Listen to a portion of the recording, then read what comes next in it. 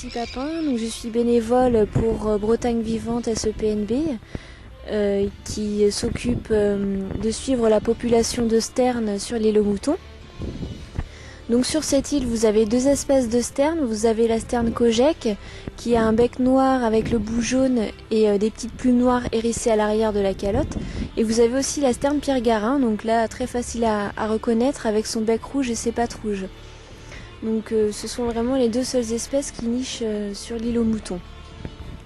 Donc mon travail consiste donc à compter ces oiseaux le matin et le soir. Donc on doit compter les adultes et le nombre de jeunes à l'envol. Et puis également sensibiliser le public, informer les gens, essayer de répondre à leurs questions.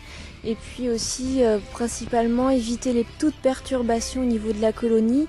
Donc c'est-à-dire éviter que les gens aillent trop près des oiseaux, éviter que les chiens entrent dans la colonie pour manger les petits, et puis éviter que les bateaux s'approchent trop près aussi du site de nidification.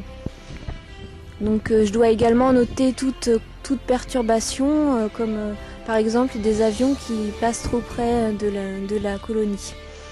Donc les oiseaux arrivent début mai à peu près. Les deux espèces arrivent à une date différente. Ensuite, vous avez donc le repérage du site de nidification, puis les paranuptiales, et puis la ponte, donc vers juin. Ensuite, vous avez une première ponte, oui, mois de juin.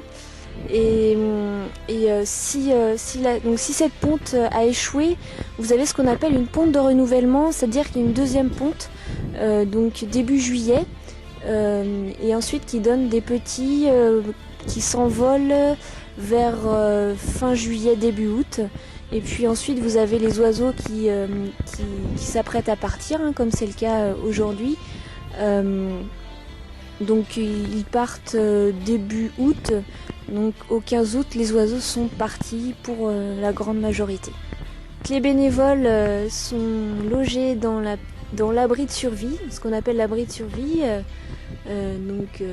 sans eau ni électricité.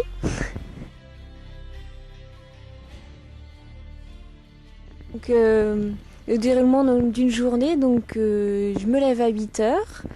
Ensuite, je viens donc sur ce point d'observation pour compter les oiseaux vers 10h à peu près. Ensuite, tout au long de la journée, on rencontre des gens. Donc, on est là pour leur montrer les oiseaux avec la longue vue, puis aussi pour répondre à leurs questions. Ensuite, l'après-midi, donc vers 15h, on recompte une nouvelle fois les oiseaux. Et puis donc l'après-midi également, on est là pour accueillir les gens. Et puis en fin de soirée, lorsque tout le monde est parti, on peut aller se baigner, on a la plage pour nous tout seuls. C'est assez sympa.